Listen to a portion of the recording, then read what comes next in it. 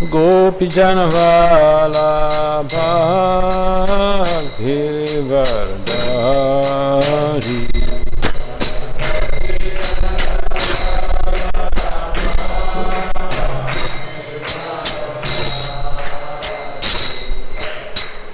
Gopijana Vallabha Girdhari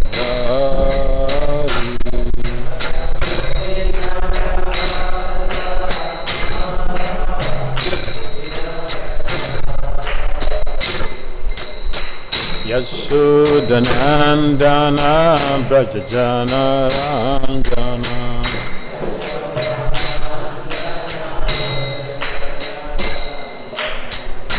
Yasodhanandana Brajajana Ranjana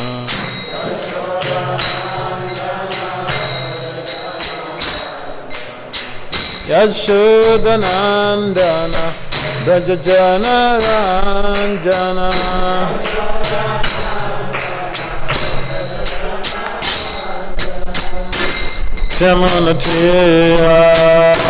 Chamanatiyavana Chari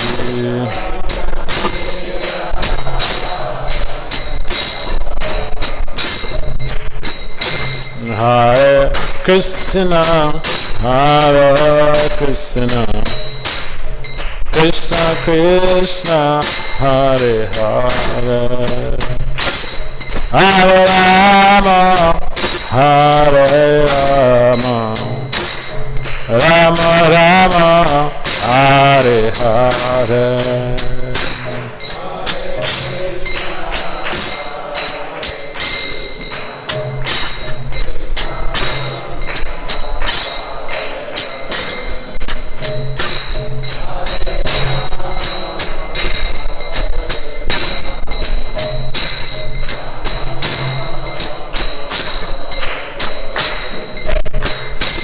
Hare Krishna, Hare Krishna, Krishna Krishna, Hare Hare, Hare Rama, Hare Rama, Rama Rama, Hare Hare.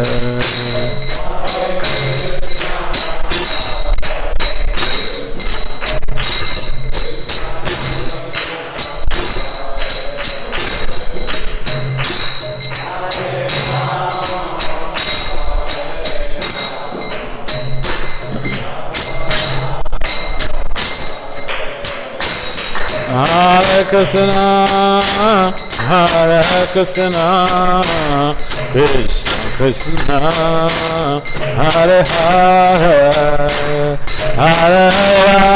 Hare Hare, Hare Rama, Hare Rama, Rama Rama, Hare Hare.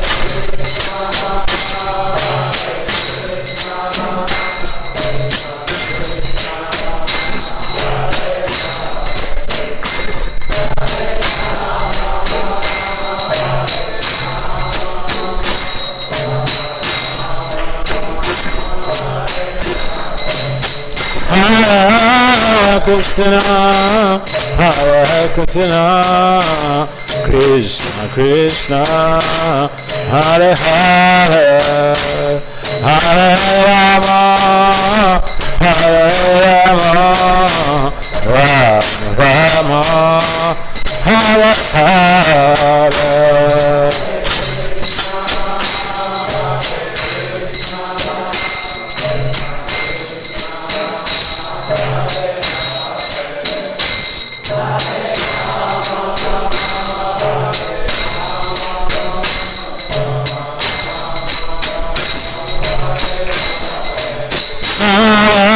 Hare Krishna, Hare Krishna, Krishna Krishna, Hare Hare, Hare Rama, Hare Rama, Rama Rama, Hare Hare.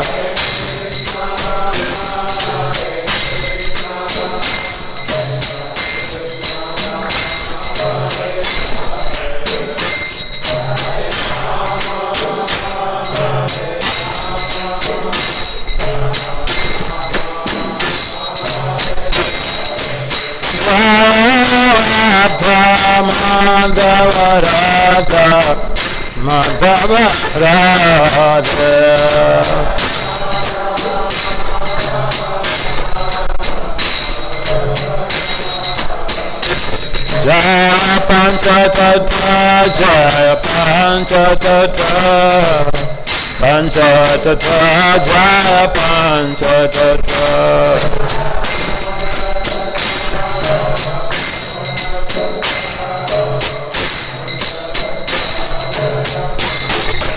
Jaya Prabhupada, Jaya Prabhupada, Prabhupada, Srila Prabhupada.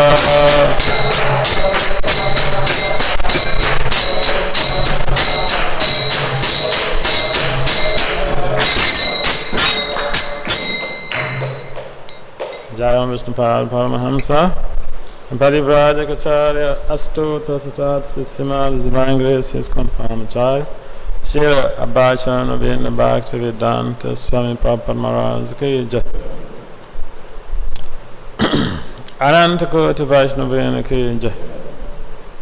Namacharya Srila Haridas Thakur Ki Jai.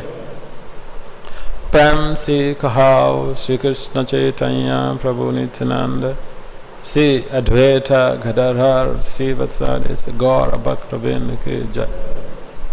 Sri Radha Krishna Gopal Gopinath Syamakunda Radha Kunda Giri Govardhana Ki Jai. Vrindavan Dham Ki Jai. Sri Mayapur Dham Ki Jai. Navadip Dham Ki Jai. Sri Jagannathpur Dham Ki Jai. Ganga Mai Yamuna Mai Ki Jai. Srimati Tulsi Devi Bhakti Devi Ki Jai. Samaveda Bhaktivinoda Ki Jai. Nitai Gaur Premanandi. Our glories to the Sama devotees. Our glories to the Sama devotees. Our glories to the Sama devotees. Our glories to Sisi Gaura and Gauranga.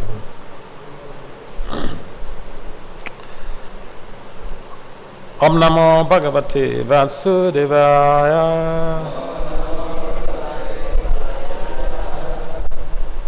Om Namo Bhagavate Vasudevaya.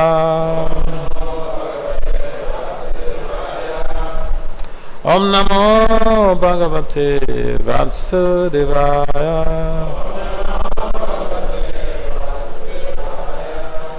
Narayanam Namaskritya Naram Cheva Naruttamam Devim Saraswati Vyasa Tatujaya Mudiraya Nasta Payesvabadesu Nityam Bhagavata Sevaya Bhagavati Uttama Sloke Bhakti Bhavaiti Naistiki. So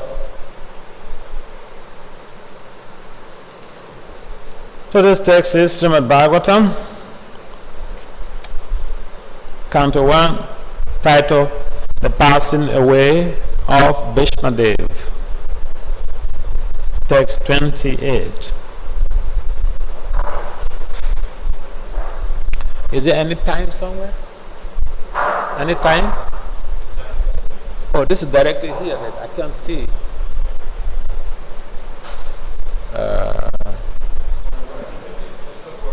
Huh? Oh, really?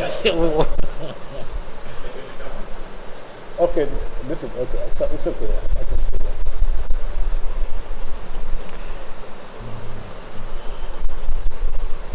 So, text 38 reads thus.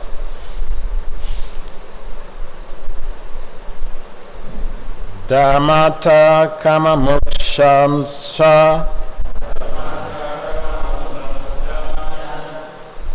saha sahopāyān yathā mune nānākhyānetihāseṣu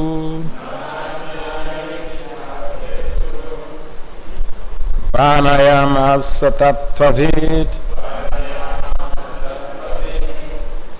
dharmārtha-kāma-mokṣāṁś sahopāyān yathā mune nānākhyānetihāseṣu varṇayām tattva-vit dharmārtha-kāma-mokṣāṁś sahopāyān yathā mune nānākhyānetihāseṣu varṇayām tattva-vit. And so on, try.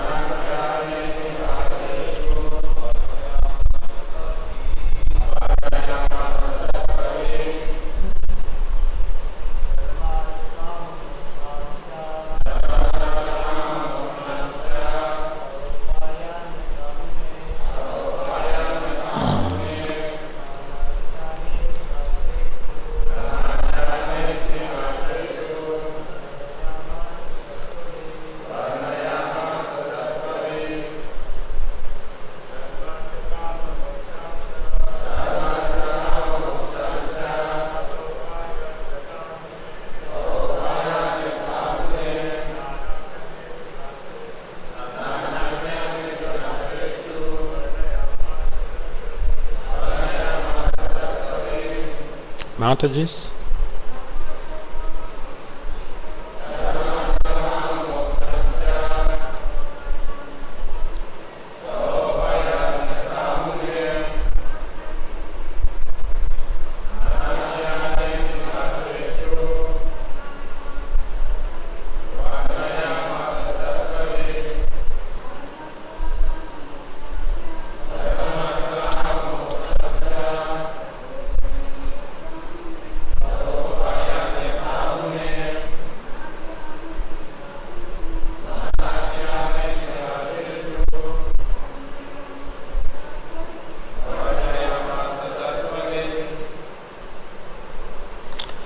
So, word for word translation and purport by Divine Grace is confirmed, Acharya. Srila Abhachan Vinda Bhakti Vedanta Swami Prabhupada Maharaj ki jai. Srila Prabhupada ki jai. Dharma, occupational duties. Artha, economic development. Karma, fulfillment of desires. Mokṣān, ultimate salvation. Cha, and saha, along with. Upāyān, means. Yathā, as it is. Mune, O sage. Nānā, various. Ākhyāna, by recitation of historical narrations. By recitation of historical narrations. Itihāseṣu, in the histories. Varṇayām artha, described. Tattvavit, one who knows the truth.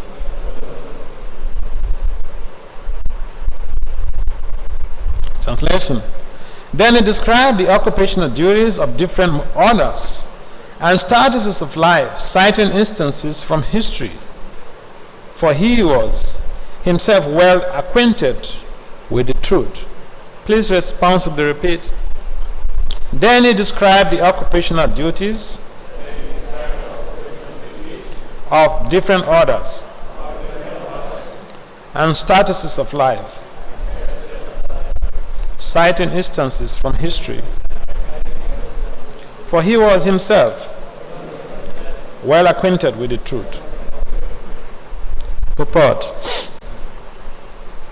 Incidents mentioned in the Vedic literatures, such as the Purāṇas, Mahābhārata and Rāmāyaṇa, are factual historical narrations that took place sometime in the past, although not in any chronological order. Such historical facts, being instructive for ordinary men, were asserted without chronological reference. Besides that, they happen on different planets, nay, in different universes, and thus the description of the narrations is sometimes measured by 3 dimensions. We are simply concerned with the instructive lessons of such incidents, even though they are not in order by our limited range of understanding. Bhishmadev described such narrations before Mahārāja Yudhiṣṭhira in reply to his different questions. Om Gyana Timirandasya Gyana Jana Salakaya Saksur Lumiditam Jena Tasmai Sri Gurave Namaha Sri Chaitanya Manobhistam Stafitam Yena Bhutali Swayam Rupam Kadamayam Dadati Swa Padantikam Pancha Kalpatarivacha Kripasundapya Evacha Patitanam Pravanam Vaishnavi Namo Namo Vishnu Padaya Krishna Pistaya Bhutali Srimati Bhakti Vedanta Swami Itinamani Namaste Saraswati Deve Gauravani Pacharine Nirvisesa Sonya Vadi Pasatya Disaparine Jaya Sri Krishna Chaitanya Prabhu Nityananda Sri Advaita Gadara Sivasari Sigora Bhaktavindu Hare Krishna Krishna Krishna Hare Hare Hare Rama Rama Rama Hare Hare. So welcome everyone to this morning Bhagavatam class. This is a very tragic period, a horrifying period, but the challenge for most people is like the Battle of Kurukshetra, where Bhishmadev himself was leading the army of the Kauravas. And for the ordinary person, the period is full of fright. This very era is full of fright. It's called the COVID or pandemic era. It's full of fright. Now we are going to the post-COVID, but it's still full of fright. Essentially, the Bhagavatam presents to us what we need to understand in terms of Bhagavad Dharma. There are also other narrations about Bhishmadev. For instance, the Mahābhārata, Aharivamsa, and Prabhupada mentions here in his purport, a brief purport, but very, very inspiring. He said, we are simply concerned with the instructive lessons of the incidents or of the narratology of the Srimad Bhagavatam. Professionally, people want to talk about narratology based on chronology. On this date, this happened. At this time, on this day, this happened. So the next event, it goes. That is chronology. It goes in a very either in a descending order. But according to Prabhupada, in his purport, he said these narrations of the Bhagavatam, they are not in chronological order. Because we know the Bhagavatam is not about exploring the resources of material nature and tabulating them in different formats to be able to convince someone to follow a particular type of tradition. The Bhagavatam is basically Bhagavat Dharma. It's not about even just to perform religious duties, devotional activities to the Lord. So here, this very chapter is a very huge resource for those in the field, even academics in the field of management and leadership. Because here in this very chapter, Bhishma, on his bed of arrows, he gave a whole huge, elaborate instructions for different people, for the kings or for the leaders, for the rulers, for women, for the householders, for the brahmacharis, for the vanapastas, for the sannyasis. I mean, it's all, this instruction in this very chapter is very encompassing. In this very text here,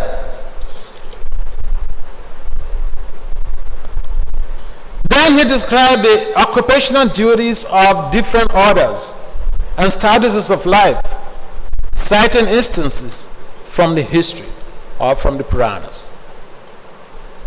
So we know the different statuses of life and the duties of the individuals who are involved in the different ashram. For instance, the brahmachari is basically an ashram that is meant to prepare us for the future. In other words, it's an ashram where learning is the fundamental principle. Because the brahmachari is trained, or the brahmacharini and the brahmachari are trained to be able to have a broad perspective of life. And what is that broad perspective of life? That the Supreme Personality of God, the Lord Sri Krishna, is the supreme proprietor of everything. So, we may be put in a particular type of position, but we're not the proprietors of anything. We can only see ourselves as the caretakers. As soon as we have that vivid understanding of our position, that we do not have even the power, we don't have the potential to do anything without the derivative energy of the Lord, then that gives us some type of sober reflection.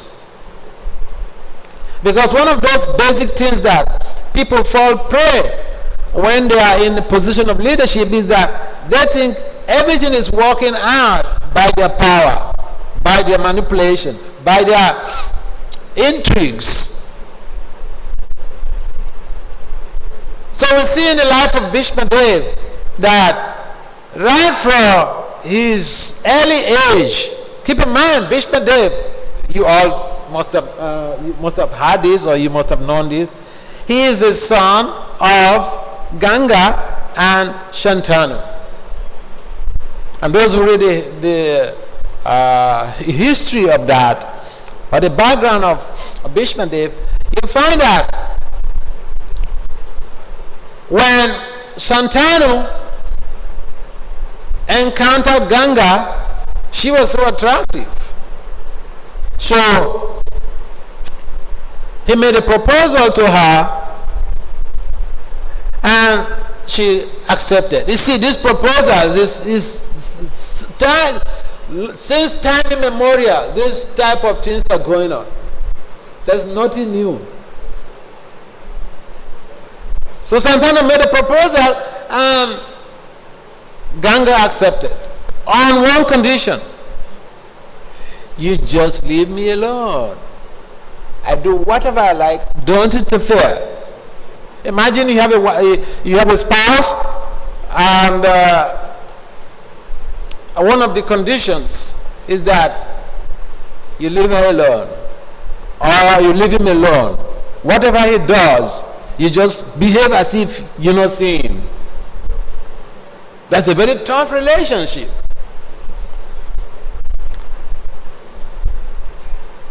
But if you love somebody, if you have a deep affection for somebody, whatever they tell you, you say yes, yes, yes, yes, yes, yes.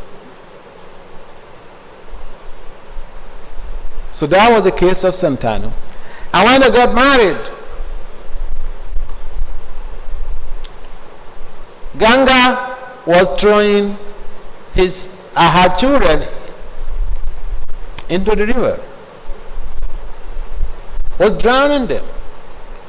But because Santanu has already subscribed to the idea that she or he will not interfere with any of her actions, and so he had to keep to his words. Now, there is one thing here, that sometimes people come having a matrimonial contract. In the initial stages, they have to talk to each other to figure out what are your likes, what are the things you don't like, what are your expectations in this marriage.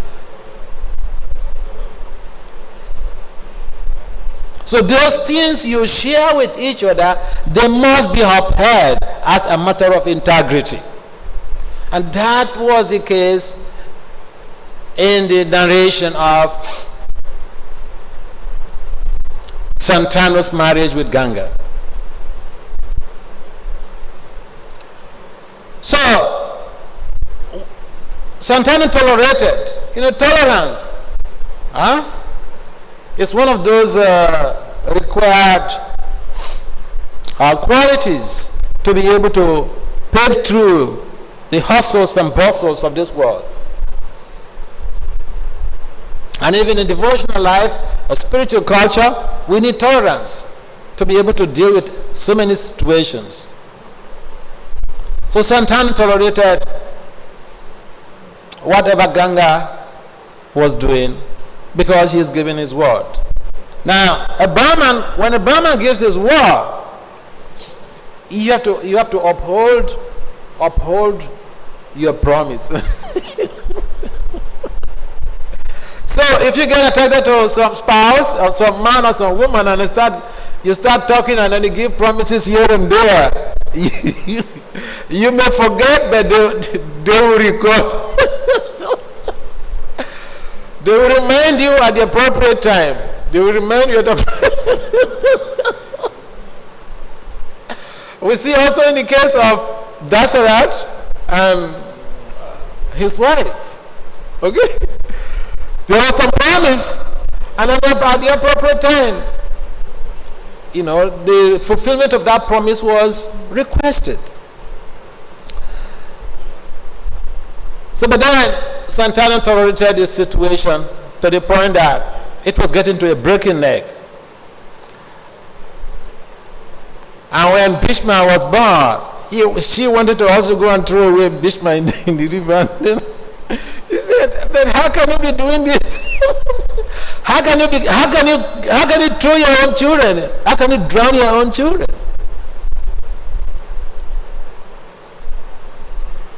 So she said, "Well, you've broken the promise. I have to go now."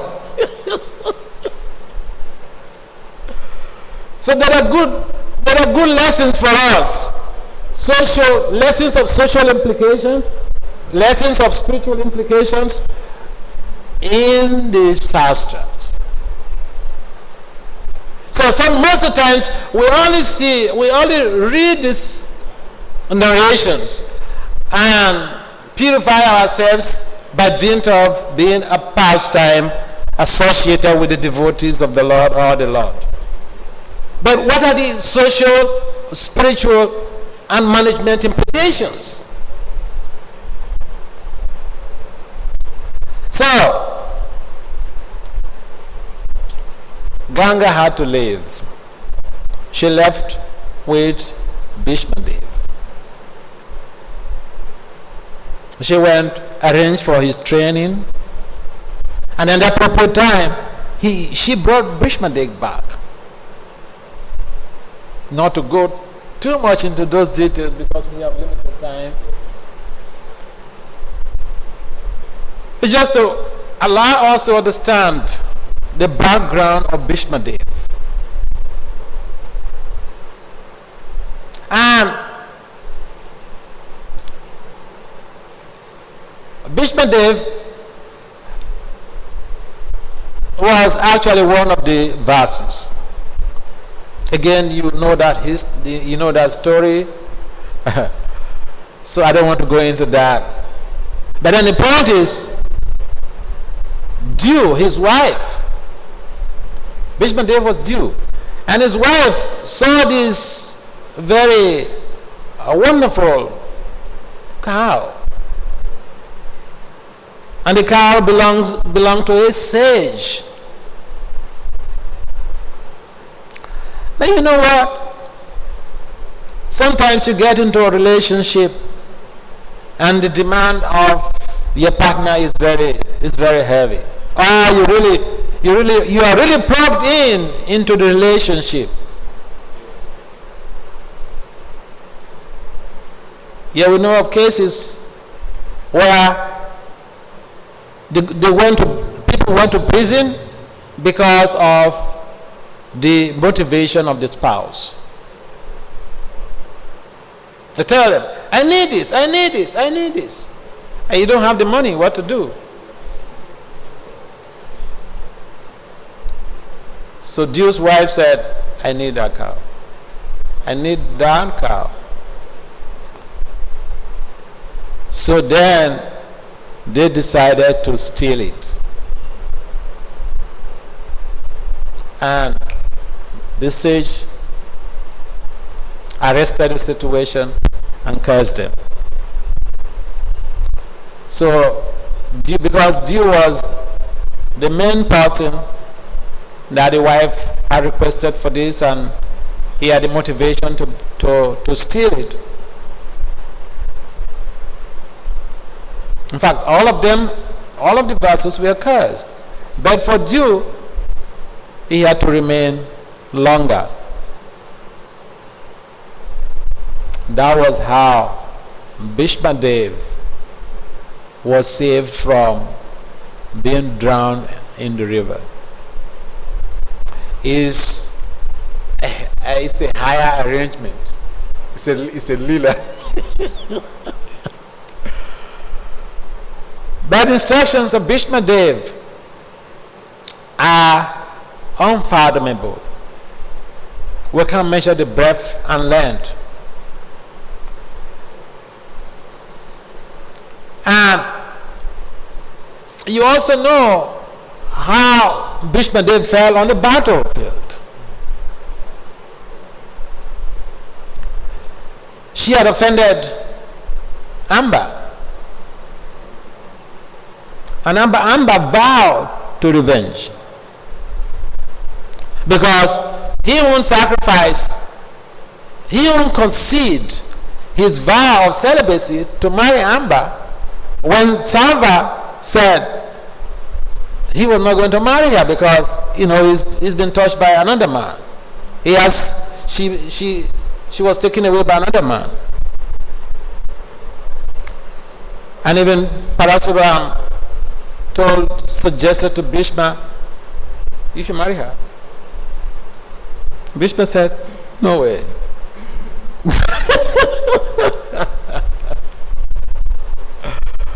So, marriage, even to have a spouse, is not that easy. It's not so easy. And you know that Bhishmadev, he personally trained the Kauravas and the Pandavas. And therefore, he was affectionate to both cousins. However, during the war of Kurukshetra, he had to fight for the Kauravas. Now, after 10 days of seeing all of these horrors on the battlefield of exterminations, killings, he decided to meet his fate. And then by divine arrangement, Arjuna has to facilitate that. But one of the major facilitators was Sukandi. That was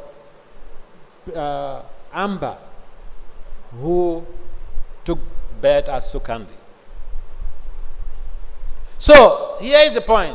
What is the social implication of this?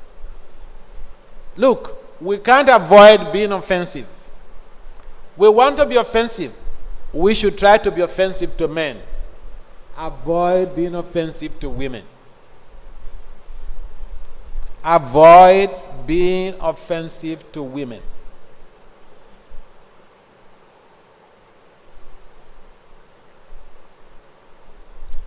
Because Bhishma Dev was brought down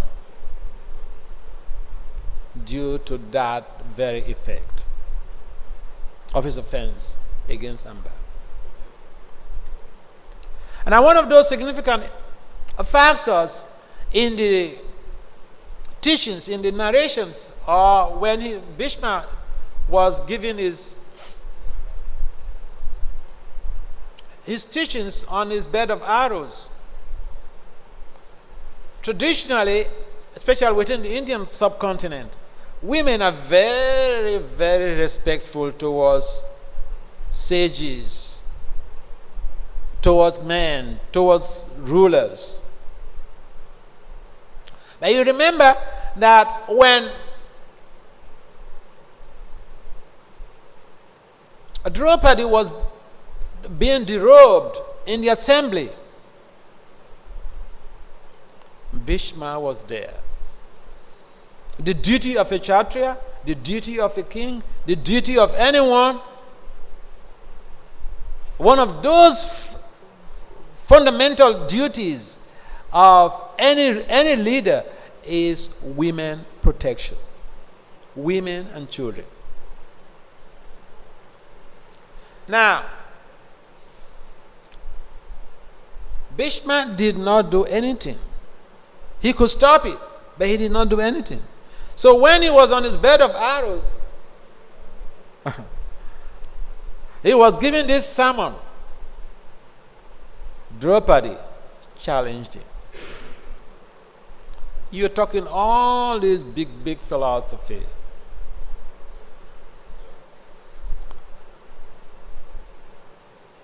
When I was being derobed in the assembly, what were you doing?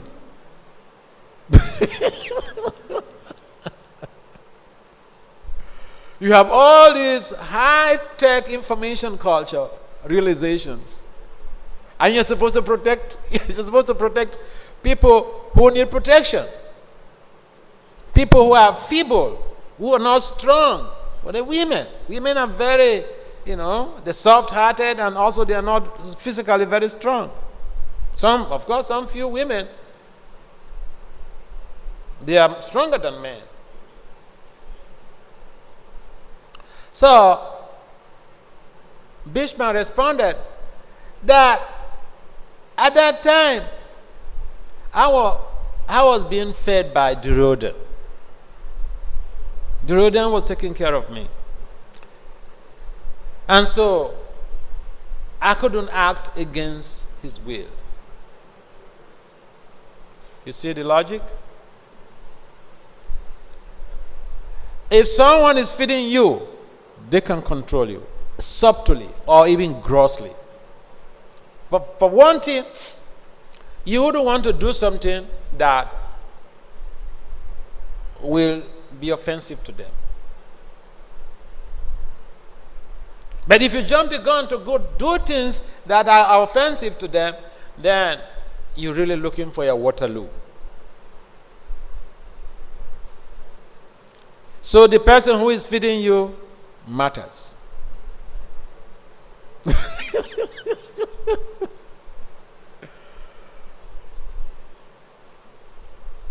So he said that, but right now, on this bed of arrows, all of that nutrition from Duryodhana's food, it is oozed out from all of this blood that has been gushing out from my body. So, I am now purified, and therefore, I can speak authoritatively.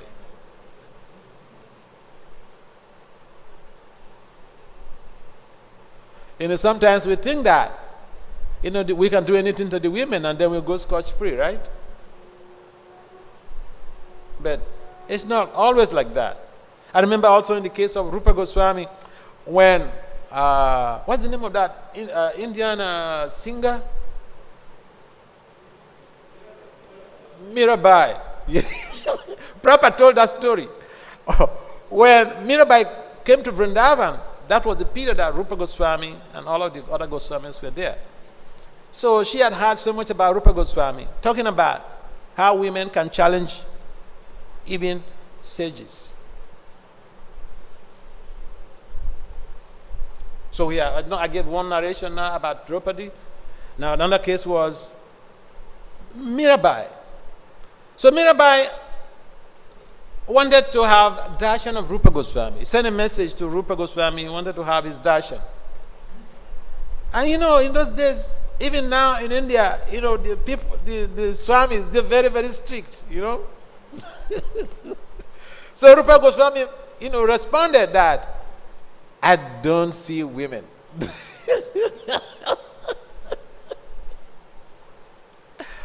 So, Mirabai's response was that,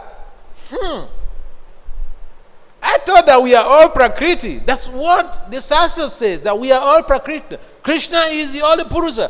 How come that you are not ready to see another Prakriti?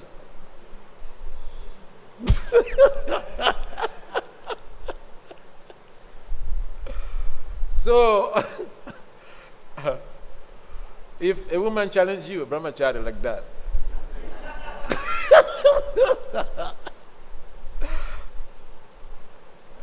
perhaps you will rage and rant and say, what? You have the guts to tell me this? You don't know I'm a Swami? You don't know I'm a brahmachari? And I don't associate with women? But that was not the case with Rupa Goswami. He's a self-realized soul. He said, yes, you're correct. You're right.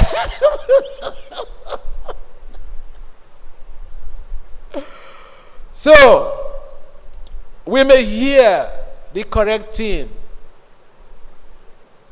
We should be ready to accept instructions, even from a child. We should learn something from a child. We shouldn't say, well, you're a woman, what right have you to tell me this? Women also are commissioned to go back home, back to Godhead. In fact, even in our own history, there were women Vaishnava leaders. So, Draupadi actually challenged Bhishma, and Bhishma clarified the situation. So what is the social implication of this? Or what is the spiritual implication? We should be careful about where we eat. Who feeds us? Because they do have subtle control over us. So, the main duties of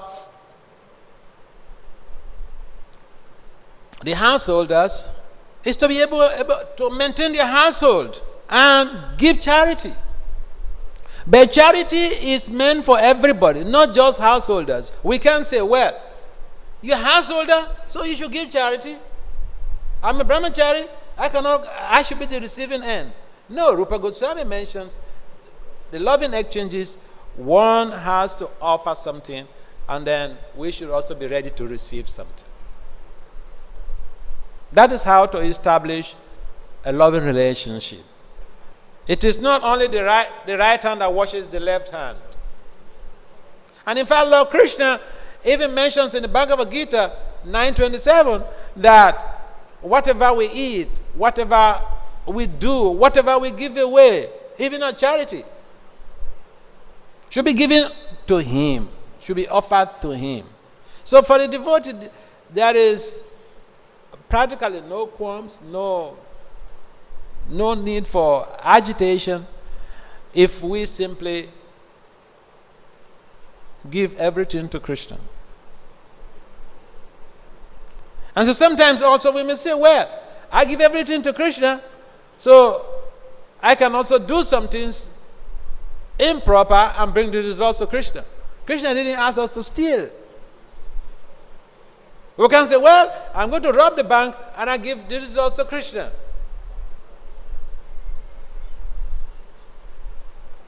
So, the teachings of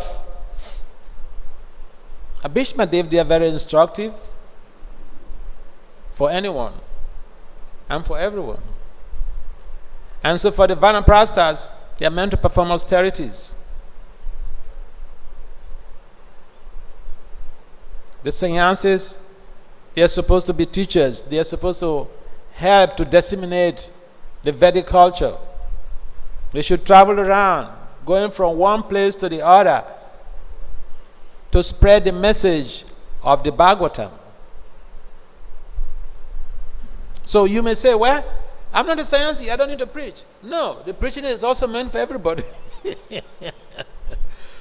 Preaching is also meant for everybody. And sometimes we think, well, I'm not living in the temple, so I'm not supposed to preach. No, the preaching is meant for everybody, especially one who has taken initiation, means he's a disciple. And he should help in his guru's mission.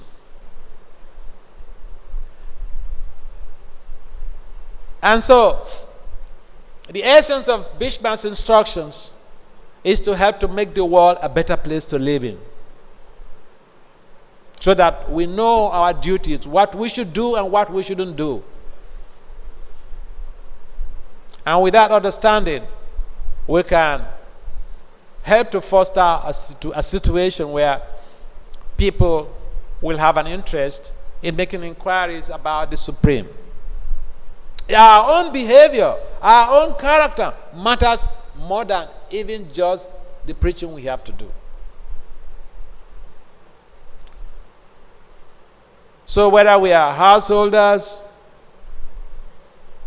Vanaprasthas, sannyasis, brahmacharis, we have a commitment to the Lord to spread his holy names. That is the Yuga Dharma.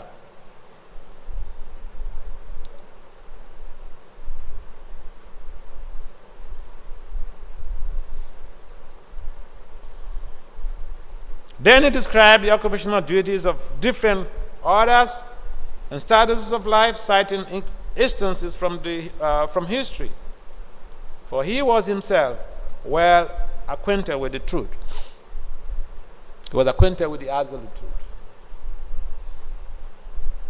Bhishma Dev, when he was on his deathbed of arrows, even Lord Krishna went there to pay obeisances to him.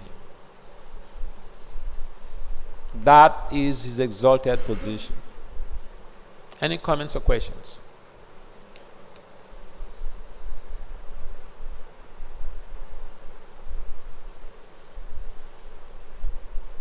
In the absence of any comments or questions?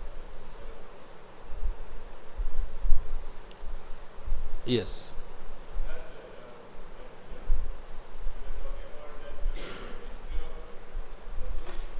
History of what? The Vasus, okay.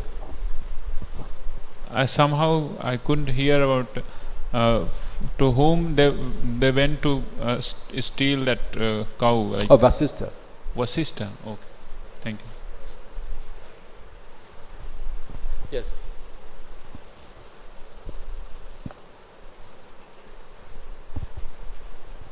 Hare Krishna Maharaj, thank you so much for a wonderful class.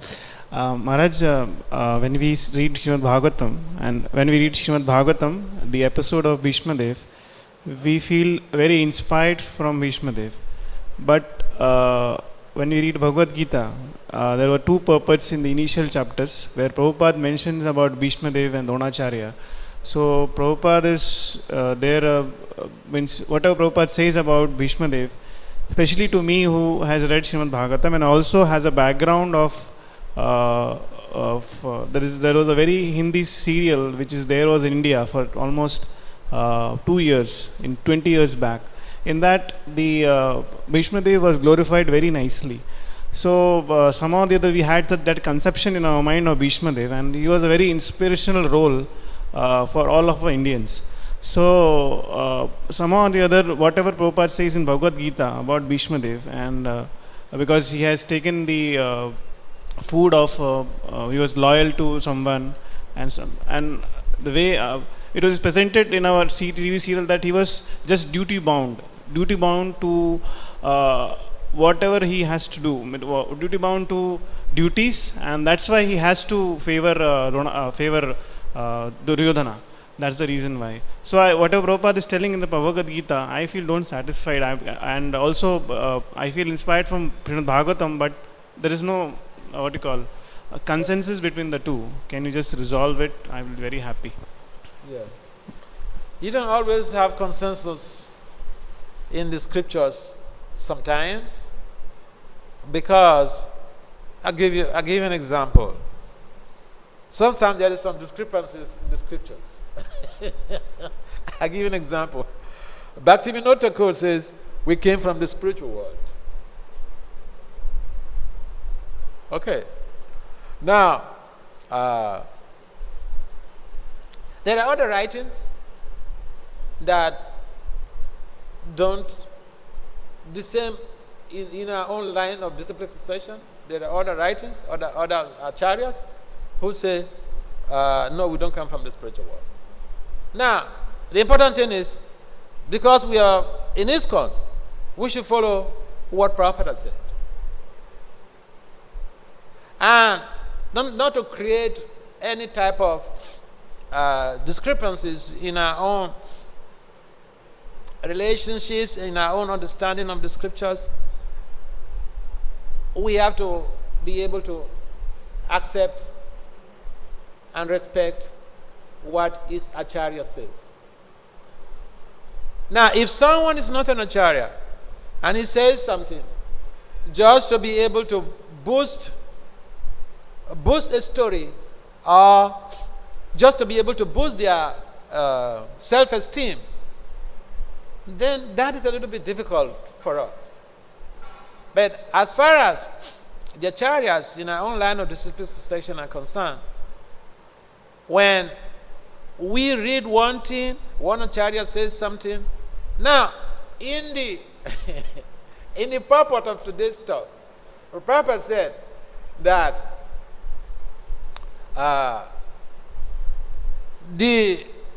sometimes the events are not, they did not even happen on the same planet. You understand the point? So, if things don't happen, they don't appear, or they don't happen chronologically and within the same realm, we are bound to have some differences. But then the bottom line is, what are the two people talking about? What is the consensus? Krishna's two Bhagavans Swayam. See, when we come to philosophy, it's a very difficult thing. And that is why to just perform bhakti is better than being philosophically inclined. Because you naso mune yasa matanga bina. The Mahābhārata is mentioned. If you are not a sage, if your opinion is not different from others, this is philosophy. Okay. But what is the consensus? Is the consensus Krishna's two Bhagavans Swayam? Then we should accept that. And whatever we want to align with That's okay. But we should not allow our consciousness, our minds to be disturbed by a little bit of discrepancies. Because discrepancies are meant to be there. Even mundane scholars, they disagree to agree. You understand the point? Does it make some sense to you? It made sense, but only one question is there. Okay, so we give up our conception of whatever we had in the past, means whatever good or bad. Now we come to Prabhupada. But in the same, Prabhupada in two different books is saying two different things, something like that. So can you just yeah. When Prabhupada says, you see, the Bhagavad Gita is like our ABC of spiritual life. Now, Prabhupada, when he gives the narration of the appearance of Lord Krishna, he says a very simple thing. But then, if we read further, might not be directly being said by Prabhupada, but we read further, then we'll find that, we explore further, we'll find that Krishna appeared multiple places. But Prabhupada didn't mention that. It doesn't mean that Prabhupada did not subscribe to that notion. But then the point is that we are new. Prabhupada took this philosophy, these teachings to the West, across the ocean. And so there are people that they really need to imbibe the preliminary ideas of the Vedic culture and not create so much of complexity in the beginning. So the Bhagavatam is an advanced stage where we have practice of devotional service.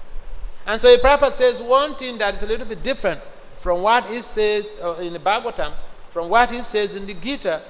We should understand it to be a gradation of knowledge. I mean, it's like you have 1 plus 1 is equals to 2. Now, when you're doing algebra, is it algebra?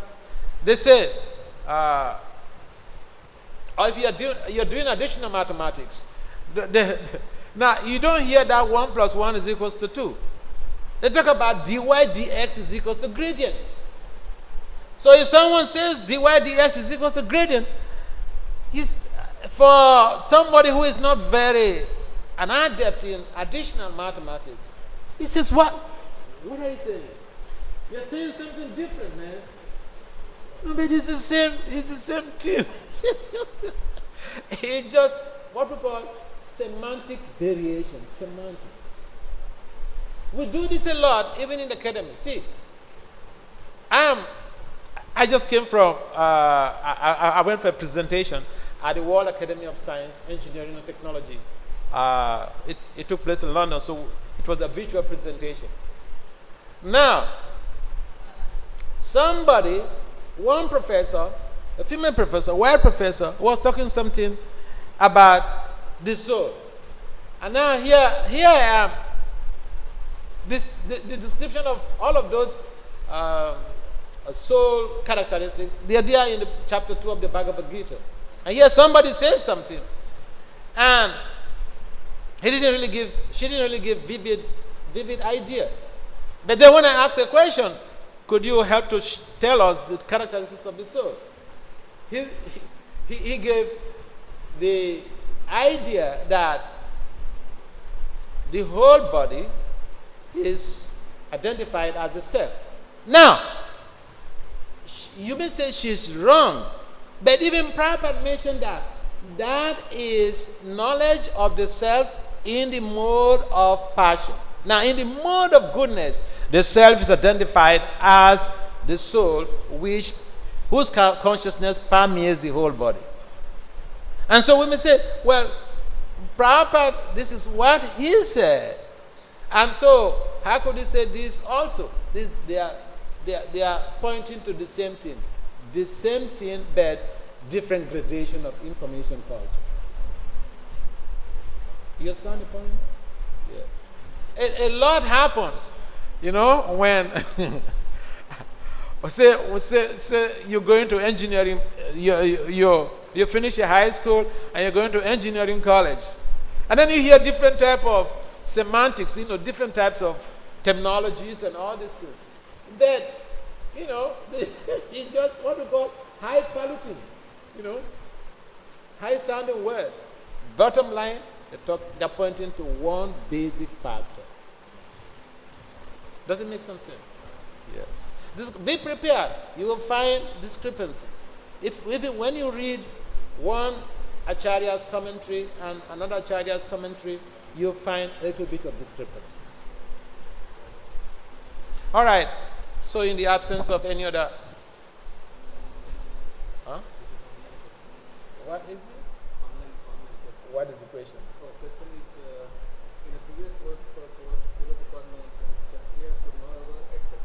How to understand and take this with Srila Prabhupada was the Kshatriya should not what? Should not accept. We didn't actually continue the line. So we just mentioned that Kshatriya should not accept. But how to understand and take this with Srila Prabhupada? Why would the Kshatriya not accept? It's not clear, so I cannot put words into his thought process. Yeah. All right, thank you very much for participating in this Krishna consciousness. Srila Prabhupada ki jai, Srimad Bhagavatam ki jai.